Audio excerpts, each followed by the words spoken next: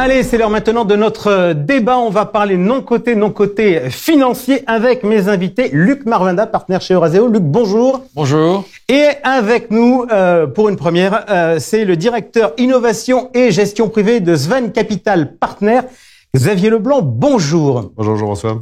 Alors, le thème du jour, c'est donc de regarder ce qui se passe sur le marché du non-coté, ce qui se passe dans ce nouvel environnement, marqué notamment par l'évolution des taux d'intérêt et de l'inflation. Mais bien évidemment, on va parler de tout ça. Mais avant, je dis toujours, c'est la deuxième émission qu'on fait en se faisant ce focus sur le non-coté, qui est une classe d'actifs qui se développe, mais que les distributeurs connaissent pas toujours forcément bien. Donc, on va, si vous le voulez bien, commencer par faire un peu quelques petites présentations. Déjà, je vais commencer avec vous, Xavier. Sven Capital Partners, qui s'ouvre à la gestion privée. Sven Capital Partners, vous nous dites quelques mots de la structure ? Oui, alors Sven Capital, donc c'est une société de gestion à l'origine qui est plutôt dédiée aux institutionnels.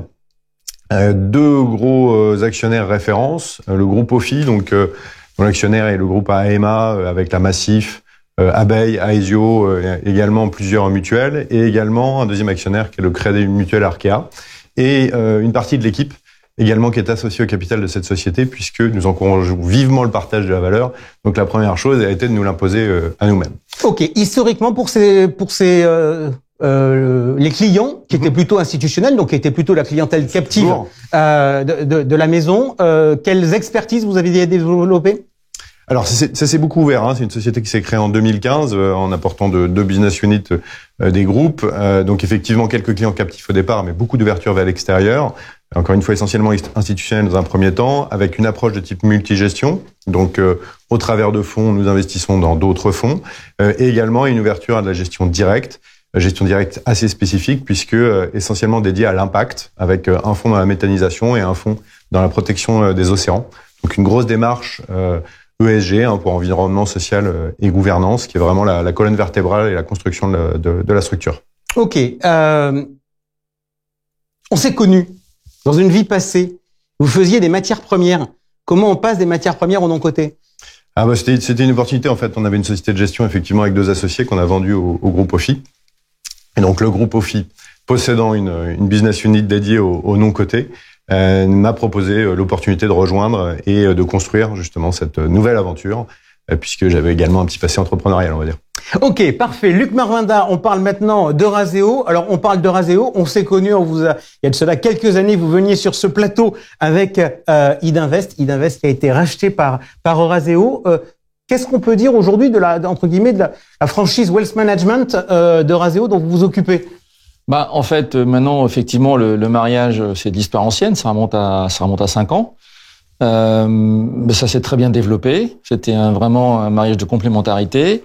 Eurazeo, je vous rappelle, aujourd'hui, c'est 34 milliards d'euros sous gestion, présent dans toutes les stratégies d'investissement non coté, aussi bien en capital qu'en investissement en dette qu'en actifs réels, 9 milliards de fonds propres et une activité dédiée aux clients privés qui pèse 3,5 milliards aujourd'hui. Ok, 3,5 milliards, il faut que je le compare aux 34 milliards ou dans les 34 milliards, il y a de la gestion pour compte de tiers et il y a de la gestion pour compte propre ? Si on veut être très précis, sur les 34 milliards, il y a 9 milliards d'euros de gestion pour compte de fonds propres, qui sont les fonds propres du bilan.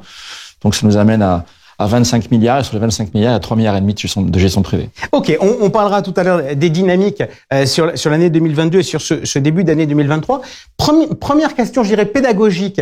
Je disais tout à l'heure en introduction, je remettais en cause un peu le mot private equity, et c'est la raison pour laquelle on a appelé ce débat l'univers non coté, je devrais dire même non coté financier. Parce que certes, dans private equity, il y a private, ça, privé, c'est pas contestable. En revanche, il y a equity. Est-ce que vous validez ma contestation du mot ou pas, Xavier ? Pas nécessairement. Ce que je dirais, c'est que ça s'oppose tout simplement à public. Donc vous avez le public equity et puis le private equity.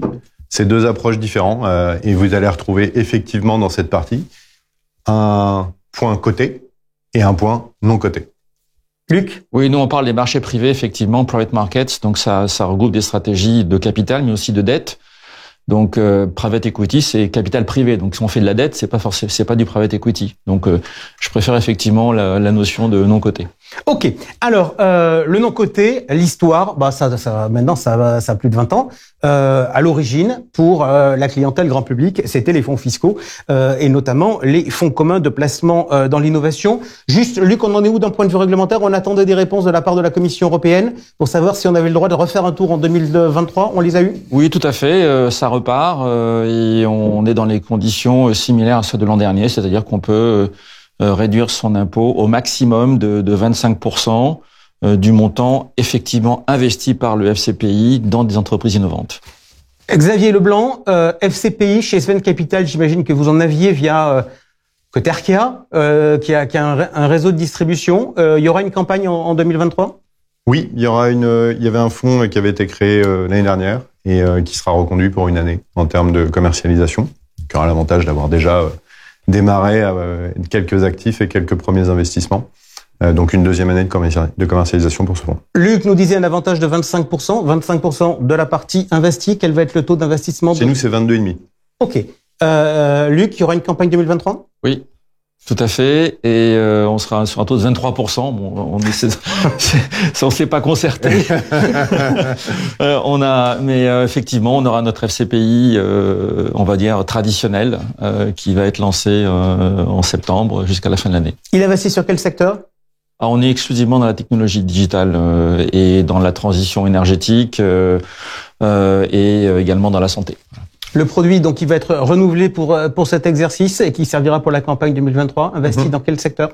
Alors, on va dire même type de secteur que pour Eurazeo, c'est assez généraliste, mais il y a une tendance très forte, surtout chez Swen, à aller vers tout ce qui va avoir un minimum d'impact et en ce moment énormément la transition énergétique. Donc les premiers deals ont été faits dans ce domaine et en particulier dans la méthanisation et le gaz vert, si on a l'occasion d'en reparler. On va en parler tout de suite. C'est quoi les enjeux? Les enjeux. Les enjeux. Ce créneau, on parle beaucoup en termes de transition énergétique, d'hydrogène. On parle de beaucoup de choses autour de tout ça. Vous venez me voir en parlant de méthanisation. Oui, parce que il se trouve que chez Swen, on a lancé un fonds dans le domaine des infrastructures dédié à la méthanisation et à l'hydrogène. Un premier fonds qui a été lancé en 2019 et qui était la toute première expérience, on va dire, dans ce domaine, qui a plutôt eu beaucoup de succès. La raison, bien sûr, beaucoup de talent, mais également probablement un petit peu de timing, puisque il y a eu une demande pour le gaz qui a été extrêmement forte. Et vous vous doutez encore plus pour le gaz vert, puisque pour ceux qui ne connaissent pas, la méthanisation consiste à récupérer les gaz qui s'échappent essentiellement des déchets agricoles, et au lieu de les laisser s'échapper dans l'air, on les récupère et on les réinjecte dans le réseau. Donc ça veut dire quoi? Ça veut dire que ça émet du CO2, mais qu'on considère que c'est propre parce qu'on a absorbé du CO2 avant? Oui, alors c'est un principe de compensation, mais ça qui est classique. Et en plus, là, vous avez une utilité à récupérer, évidemment, ces gaz qui sont émis, sinon ils partent tout simplement dans l'atmosphère. Allez, on vient de faire un petit détour par la méthanisation. On revient sur les différentes stratégies en non-coté. Luc Marwenda, vous nous disiez il y a de cela quelques instants, 25 milliards de gestion sous actifs pour compte de tiers, 3,5 pour la clientèle privée. Je voudrais qu'on regarde un peu les stratégies. Vous développez, vous proposez à la clientèle des particuliers via les distributeurs combien de types de stratégies?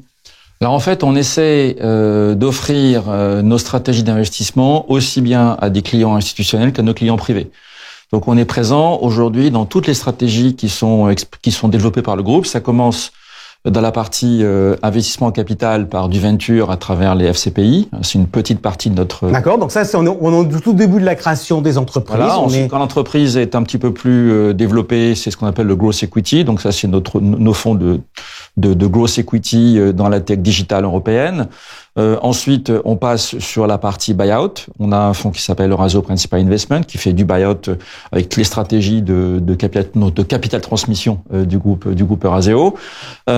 Ensuite, on passe sur le marché de l'occasion, sur le secondaire, des stratégies qui sont bien établies maintenant puisqu'on est sur le 3e fonds. Ensuite, la dette privée. On n'a pas aujourd'hui de produit spécifique dette privée grand public, mais nous avons notre best-seller dans le marché, qui est le fonds EPVE3, Eurazeo Private Value Europe numéro 3, qui est un fonds hybride, dette et secondaire perpétuel. Nous avons également, après, un programme dédié à Primonial et Sogecap, qui s'appelle Primopact, qui fait du fonds de fonds et du secondaire. Ok, donc on voit bien les besoins différents de financement de la part de l'industrie. En equity, ou en dette à différents stades de la création typologie FCPI à la transmission, les stratégies buy-out. Xavier Leblanc, je viens vers vous. On a donc des acteurs installés de longue date, si vous me permettez, qui sont là. Vous dites, on a une expertise instite, on va vers la gestion privée. Quand on fait son analyse de marché et qu'on se dit, vu nos expertises, où est-ce qu'on peut se faire une place, on arrive à quelle conclusion? Alors, c'est pas exactement passé comme ça, mais bon, effectivement, on a plusieurs expertises, puisque je l'ai pas précisé, mais on intervient en grosse partie en infrastructure. Donc, chez Swen, on gère environ 8 milliards d'euros. Il y en a 3,5 qui sont dédiés aux activités d'infrastructure. Donc, une partie en multigestion, qui encore une fois, qui consiste à investir dans différents fonds, mais également en co-investissement, et une activité dédiée aux infrastructures, de la méthanisation et de l'hydrogène, et là, qui est en direct. Et donc, effectivement, on a la chance d'avoir chez Swen une plateforme et on peut accéder à différents produits, donc aussi bien fonds que des investissements en direct. Et donc, on peut composer peut-être plus facilement que d'autres des fonds qui sont adaptés à certains types de clientèle. Là, en l'occurrence, l'opportunité qui existait était qu'on pouvait bénéficier d'un flux important au niveau de l'infrastructure institutionnelle et donc d'ouvrir un fonds sensiblement identique à destination de la gestion privée, avec peut-être une durée de vie un peu plus courte que traditionnellement ce qu'on trouve dans l'infrastructure, puisque c'est vrai que sur l'infrastructure, on est souvent sur 20 à 25 ans. Et pour un client privé, ça peut être un petit peu long. Et donc, l'idée était de composer quelque chose de légèrement différent, de manière à pouvoir répondre aux attentes d'une clientèle. Et vous avez raison. Aujourd'hui, nous avons un marché qui est de plus en plus bien adressé par les sociétés de gestion en private equity. Mais sur l'infrastructure, aujourd'hui, il y a encore une offre qui est très réduite sur le marché. Alors, on aime bien faire de la pédagogie parce que faut que les conseillers comprennent bien pour bien pouvoir expliquer et présenter les choses aux clients. Avec Luc, on a utilisé des mots, on a utilisé des mots de dette, on a utilisé des mots d'equity. Ça, c'est des mots qu'on connaissait dans le jargon du côté, où on a peut-être un peu plus d'expérience. Infrastructure, c'est pas un objet en tant que tel, mais c'est pas un moyen de financement, etc. Quand on se dit on fait de l'infrastructure, en pratique, on fait quoi? On fait de l'equity, on fait de la dette, on est au lancement du projet, on est une fois que l'éolienne est construite, ça se passe comment?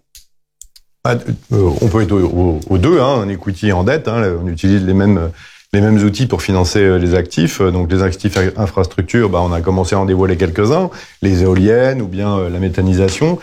Traditionnellement, celui qu'on connaissait très bien, c'était les autoroutes. Tout le monde connaît les autoroutes, on les a construit. Globalement, tout le monde comprend comment ça se passe, puisque tout le monde passe au péage. Donc on voit bien comment on finance l'infrastructure et ce que ça peut représenter en termes de garantie, de concession et de revenus dans le temps. Juste une question par rapport à ça, parce que vous faites référence aux autoroutes. Vous êtes exploitant des infrastructures ou vous louez les infrastructures? On s'associe à un exploitant qui va lui-même opérer l'actif de manière parce que nous ne sommes pas spécialistes sur ces sujets, donc on va s'associer bien entendu avec certains exploitants. Et en pratique, vous intervenez plutôt à quel moment de l'infrastructure? Alors ça va dépendre des fonds, mais globalement, c'est plutôt sur la partie dite brownfield. Donc, la partie brownfield, ce sont des infrastructures qui sont déjà en exploitation, qui ont déjà été construites, à l'opposition de ce qu'on appelle le greenfield, donc qui va être une infrastructure qui va être à construire. Alors il y a plusieurs étapes. Vous pouvez être au moment où vous êtes encore au permis, ou bien vous avez déjà commencé à démarrer l'actif. Vous êtes dans une situation où il n'y a pas encore de revenus, puisqu'il est toujours en train d'être construit. Donc le risque est un peu plus important, puisqu'il pourrait que l'infrastructure sorte pas, et donc potentiellement les revenus, ou en tout cas la performance un peu plus importante. Vous avez déjà lancé une première version du produit qui s'est terminée l'an dernier, vous en lancez une seconde. Quelle est la structure qui vous paraît être la plus pertinente pour développer ce genre de produit auprès de la clientèle privée? Alors on a utilisé un fonds professionnel spécialisé, donc qui est l'enveloppe professionnelle la plus souple, mais évidemment qui n'est accessible qu'à partir d'un certain montant. Donc pour une clientèle patrimoniale qui a déjà la capacité d'investir des tickets non négligeables. À terme, il est probable qu'on essaiera d'ouvrir plus largement. Et là, on va en venir mécaniquement au type d'enveloppes qui seront possibles. Et traditionnellement, aujourd'hui, ce sont des FCPR qui seront potentiellement éligibles aux assurances vie. Luc, vous nous avez expliqué tout à l'heure tous les produits. Donc FCPI, on n'en parle plus, c'est de la défiscalisation. Maintenant, on considère qu'on connaît ça. Vous, quelle enveloppe vous paraît la plus pertinente? Parce qu'en fait, il y a quand même pas mal de choix. Il y a quand même pas mal de dispositifs. Il y a l'assurance vie, il y a le compte titre, il y a des fonds qui sont un peu atypiques, notamment je fais référence à l'application du 150 OBTR du Code général des impôts. Donc, je dirais quelle enveloppe, quel produit, quelle enveloppe et quel client? Je crois que vous mélangez un petit peu les choses, Jean-François, parce qu'il y a la structure juridique qu'on utilise pour organiser l'investissement de nos clients, et après il y a le canal de distribution qui va être utilisé par nos partenaires distributeurs. Alors, dans l'enveloppe juridique, effectivement, nous avons le FCPR, c'est un peu le couteau suisse, ça passe partout. On a également des solutions aujourd'hui, et avec l'arrivée des fonds LTIF, peut-être des SLP, peut-être de structures professionnelles. On se rappelle quand même qu'on est en Europe et qu'il y a des structures à Luxembourg qui sont très souples et qui permettent de distribuer des fonds dans toute l'Europe. Donc on a quand même une palette assez large à notre disposition, mais c'est vrai qu'aujourd'hui en France, le FCPR reste l'outil le plus simple qui peut être utilisé, qui peut être vendu, structuré sous forme de fonds fermés ou de fonds perpétuels. Et ça aussi, c'est très intéressant parce que ça nous permet d'avoir de développer des stratégies différentes et des sujets différents. Alors, fonds fermés, ça veut dire que on rentre, on a une échéance et on sort. Fonds perpétuels, c'est ce que l'on appelle dans le jargon l'evergreen, c'est-à-dire que on a un produit qui est constamment ouvert. En fait, c'est assez simple. Dans les deux modes de fonctionnement, on peut faire de très bons investissements, sauf que dans un fonds fermé, on dit à un client, ben voilà, si ça vous intéresse, vous y allez, mais vous devez vous plier à la discipline du fonds. C'est un contrat qu'on passe avec le client. On rentre à une période donnée et puis on sortira quand le fonds sera prêt à verser. Alors que sur un fonds evergreen, on renverse complètement la table. On dit voilà, nous on a une offre qui est permanente et c'est vous, monsieur le client, qui décidez quand vous venez et quand vous sortez. Je vous entends quand même, mais malgré tout, je vais quand même revenir sur ma question, peut-être en la précisant, au niveau de la distribution, au niveau des enveloppes. Il y a quand même des arbitrages, parce qu'on sait que les Français sont quand même assez sensibles à la fiscalité. Oui. Il y a des arbitrages à faire. Jusqu'à présent, on voyait beaucoup de FCPR fiscaux, ce qui impose un certain nombre de contraintes. Donc, je reviens quand même sur ma question. Quels vous semblent être les outils à privilégier? Et est-ce qu'il y a une différence entre les clientèles? Prenons le 150 OBTR, ça ne concerne que des gens qui ont cédé leur boîte et qui sont en situation de report d'imposition. Alors, il y a effectivement un pan de plus en plus important, c'est l'assurance vie. Et l'assurance vie, c'est une tendance lourde du marché. On voit aujourd'hui que les assureurs, globalement, élargissent largement leur offre. Et je pense que cet élargissement de l'offre va attirer la demande. Et on voit des collectes qui sont en croissance constante. Dans l'assurance vie, on sait qu'on a un régime fiscal par défaut. Je vais pas être trop technique, mais c'est pas la peine d'avoir un fonds fiscal si on fait que de l'assurance vie, puisque de toute façon, dès qu'on rend de l'argent au client, que ce soit fiscal ou pas, c'est la même imposition par défaut dans l'assurance vie. Donc ça nous laisse à disposition peut-être de construire des fonds non fiscaux en assurance vie qui vont privilégier des distributions plus rapides, avoir des taux de rendement plus élevés. Pas nécessairement des multiples plus élevés, mais en tout cas des retours d'argent beaucoup plus rapides. Donc ça, c'est un avantage qu'on peut avoir dans l'assurance vie, sans pénaliser fiscalement le client. Après, des sujets comme le 150 OBTR, qui est effectivement une niche fiscale qui est très importante parce que on n'a pas des dizaines de milliers de clients, mais on a des milliers de clients qui ont beaucoup d'argent à investir. Nous, le choix qu'on a pris, c'est d'encapsuler ce dispositif dans un FCPR agréé par l'AMF pour tout le monde, si bien que dans notre fonds, on fait coexister une population de clients qui sont en 150 OBTR avec une population générale de clients. OK. Les tendances. On va rentrer dans l'actualité, dans le changement du marché après avoir fait une petite vingtaine de minutes de pédagogie. Tendance 2022, côté Instit, Xavier, chez Sven Capital Partners, vous avez vu quoi? On a les chiffres de France Invest qui nous dit l'année a été bonne, mais le second semestre à ralentissement. Alors, on a plutôt on a toute une série de levées qui s'est passée au premier semestre, qui sont plutôt globalement bien passées. Après, comme je vous disais, on a eu cette année des démarches avec des thématiques très précises, au travers, je l'ai dit, de la méthanisation et également d'un fonds plutôt venture à destination de tout ce qui était protection de l'océan.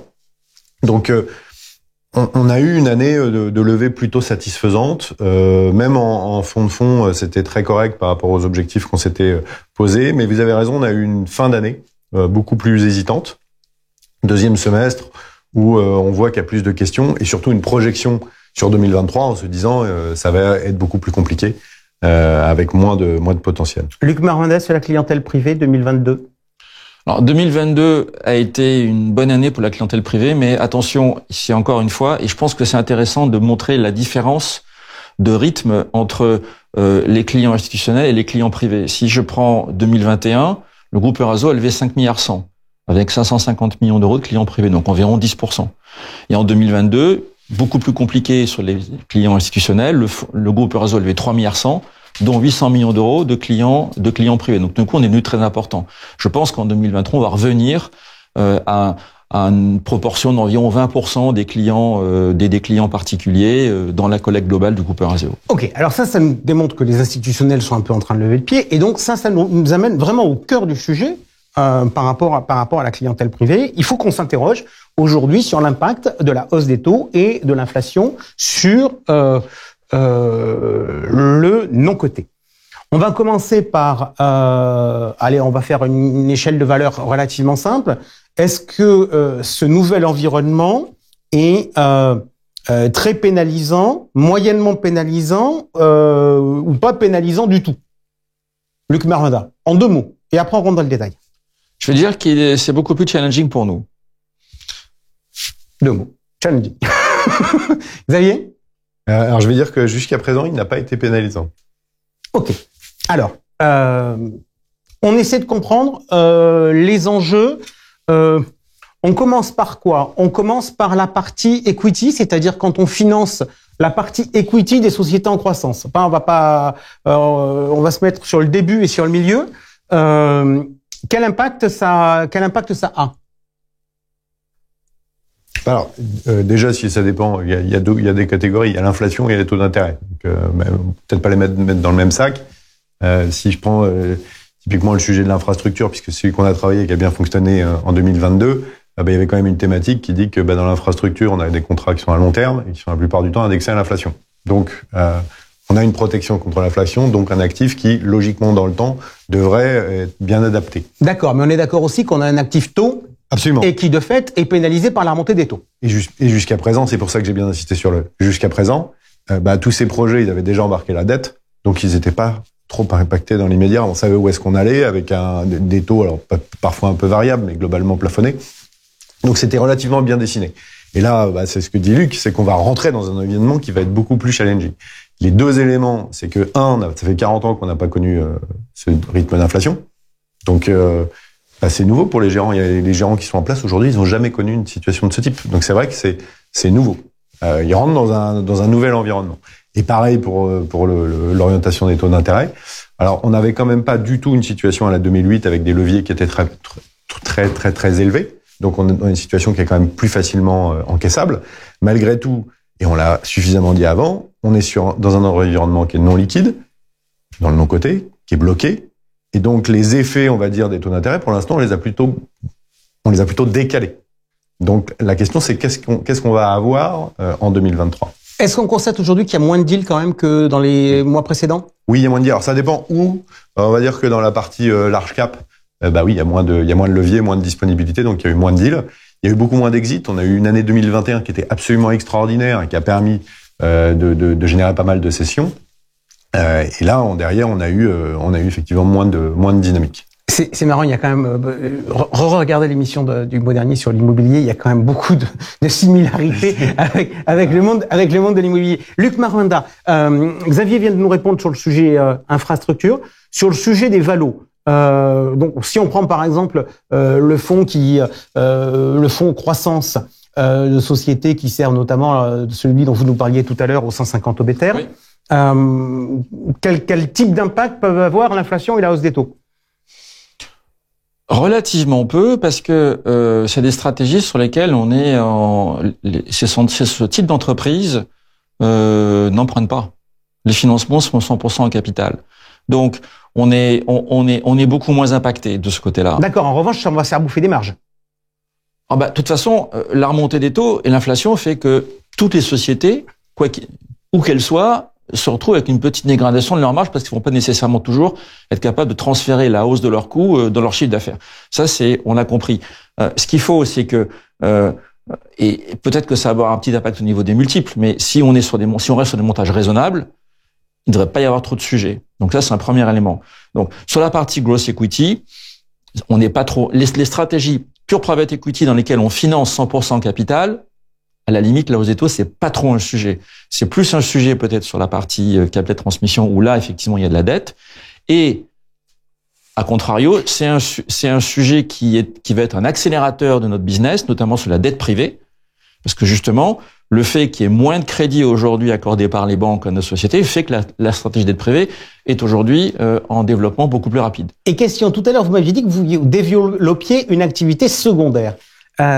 Puisque je fais référence au débat qu'on a eu le mois dernier sur l'immobilier, est-ce que vous vous dites que il risque d'y avoir à terme des vendeurs forcés, c'est-à-dire notamment dans des opérations de LBO, des gens qui avaient ficelé leur montage, etc., et qui vont être contraints de sortir dans un environnement de taux qui va être un peu plus chahuté, et que de fait, il pourrait peut-être y avoir des petites emplettes à faire dans des conditions pas trop désagréables.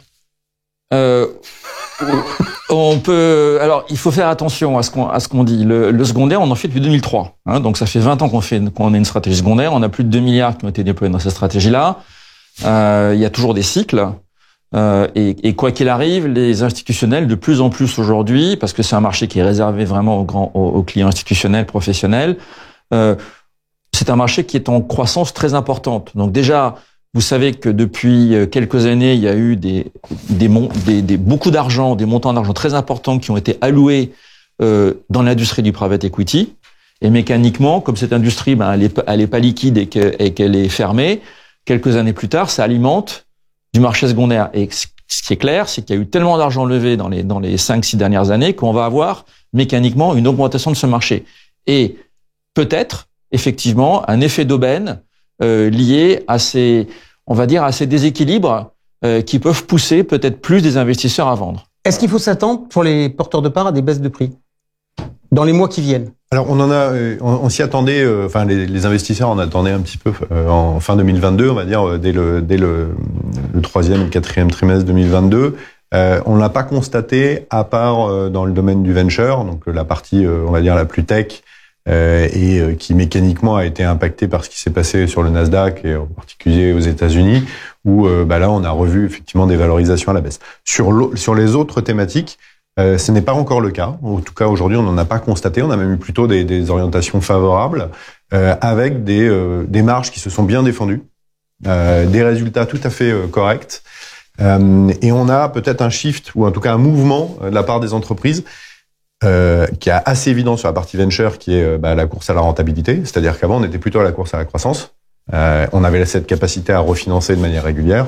Aujourd'hui, ça sera peut-être le moins le cas. Et donc, il faut évidemment trouver des sujets de rentabilité. Et tout le monde ne va pas les trouver. Donc, il y aura des sociétés qui en souffriront. Ok, je reste avec vous, Xavier Leblanc. Tout à l'heure, vous nous avez dit, on fait de l'infrastructure, c'est long, mais on essaie pour la clientèle et gestion privée de faire des produits qui soient plus courts que les décennies traditionnelles de l'infra.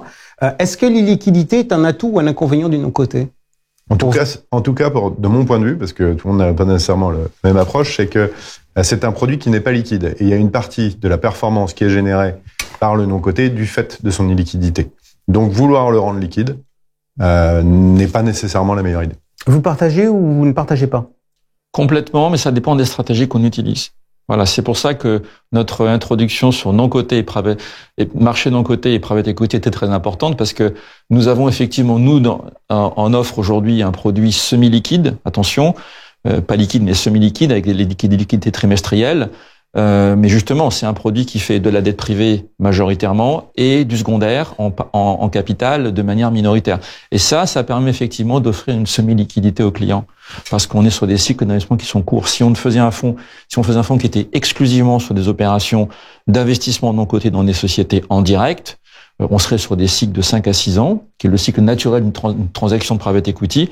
Et là, c'est très compliqué, effectivement, d'offrir de la liquidité régulière, parce qu'il faut attendre. Donc, il y a des stratégies qui sont adaptées à des produits semi-liquides et il y a des stratégies adaptées à des produits non liquides. Voilà. Ok.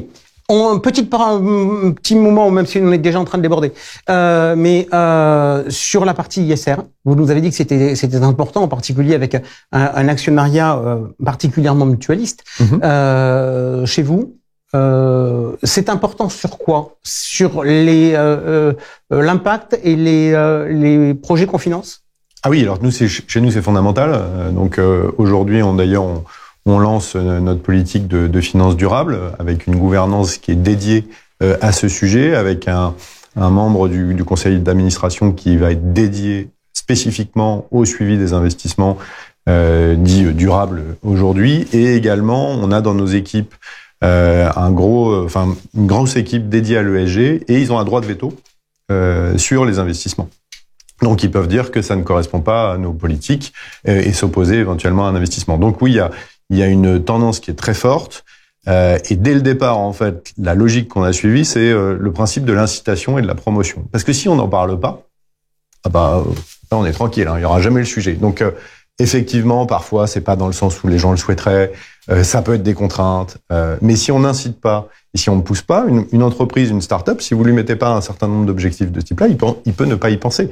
Or, si vous incitez dès le départ, vous rentrez dans une tendance qui peut être beaucoup plus favorable. Xavier, dernière question. On sent que l'environnement change. On en a parlé il y a de cela quelques instants avec l'évolution des taux et l'évolution de l'inflation, mais ça, c'est des éléments macroéconomiques. En pratique, pour les clientèles privées, il y a le fait que auparavant il n'y avait pas d'alternative parce que les taux étaient à zéro, et que maintenant il y a des alternatives. On a beaucoup parlé dans cette émission du développement des fonds datés, etc. Comment vous voyez aujourd'hui la position concurrentielle du non-coté dans l'univers des placements? En l'occurrence, ce sont effectivement, c'était des alternatives, mais ça l'est toujours. Il faut que ça fasse ses preuves au travers de résultats concrets. Et là, c'est là où il y a un gros défi, c'est qu'il y a eu ces premiers produits qui ont été lancés, en particulier avec qualité chez Eurazeo. Et il faut montrer que les résultats sont à la hauteur des attentes. Et là, vous allez mécaniquement avoir des clients qui vont être attirés par ce type de placement parce que ça aura les résultats attendus. Et en particulier, si vous financez de l'économie réelle, des entreprises françaises, des infrastructures qui sont identifiées, tout le monde va avoir l'impression d'avoir un rôle beaucoup plus utile. Mais là, on va peut-être rentrer après dans des sujets peut-être plus politiques. Donc je m'arrêterai là. Luc Merwenda, comment vous voyez cette évolution de l'environnement concurrentiel et quel impact il peut avoir pour votre industrie? La concurrence ne nous a jamais fait peur, c'est très positif parce que c'est incité à l'excellence. Donc de ce côté-là, on est très rassuré. Il faut continuer à innover. Je voudrais juste revenir sur un mot sur l'ESG parce qu'il y a un point qui est important qu'il faut pas oublier, c'est que la réglementation aujourd'hui impose aux distributeurs de demander aux clients, Monsieur Dupont, voulez-vous sauver la planète? Quel est votre niveau d'appétit pour le développement durable? Et c'est le fameux pourcentage d'alignement SF dans la finance durable qui maintenant doit être posé à n'importe quel client quand il veut souscrire à un fonds. Donc c'est très important tout ce travail qu'on fait en interne de faire du reporting ESG, de pouvoir annoncer un pourcentage de finance durable, d'alignement SFDR qui est positif, de taxonomie. Tout ça c'est essentiel. Et on s'y emploie tous, de manière justement à démontrer, parce que tout ça se démontre de manière objective par des reportings extrêmement complets, qu'on est dans cet environnement. Et tout ça, ça va, pour revenir à la concurrence, oui, il y a beaucoup de concurrence.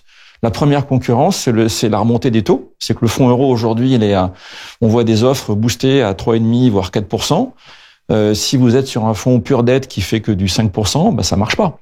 Donc, en tout cas, vous n'êtes pas suffisamment. Donc, c'est très important d'être en mesure d'offrir des stratégies qui sont intelligentes, qui sont innovantes, peut-être de faire des mix, des petits cocktails, de manière à se dire, quand on est comme sur notre fonds Evergreen, on va faire du 7,5%. Si tout se passe bien, les performances passées ne préjugent pas des performances futures, mais ce sont des objectifs qui doivent rester justement suffisamment élevés par rapport à cette imposition d'excellence qui est poussée par cette remontée des taux. Et justement, du coup, dernière question, vous qui avez de l'ancienneté, vos objectifs 2023 sont supérieurs ou sont stables par rapport à 2022? On va dire que 2023 sera une croissance modérée par rapport à 2022. Ok. Merci beaucoup à tous les deux d'avoir répondu à toutes nos questions. Je pense qu'on a fait un tour un peu complet. Pardon à vous d'être un tout petit peu en retard mais c'est pas grave dès lors qu'on a de la bonne info. On se quitte pas très longtemps, puisque on se retrouvera demain matin. On se retrouvera demain matin à 11h pour une émission spéciale où je recevrai pour une interview exclusive le patron du groupe Primonial, Stéphane Vidal. Et puis naturellement, on se retrouve comme à l'accoutumée à tout moment sur le site et plus encore sur la page LinkedIn de l'émission et sur sa chaîne YouTube. Merci à vous tous. À demain.